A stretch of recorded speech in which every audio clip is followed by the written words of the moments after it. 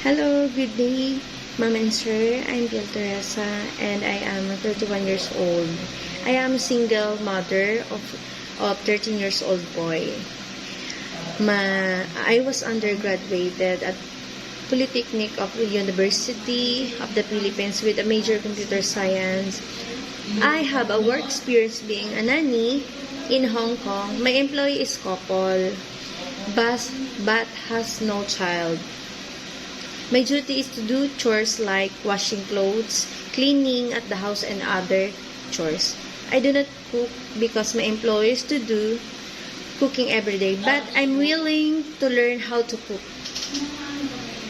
Any kind of dishes through watching video in YouTube, other side. To my future employee, please hire me because I am a very hardworking and trustworthy person.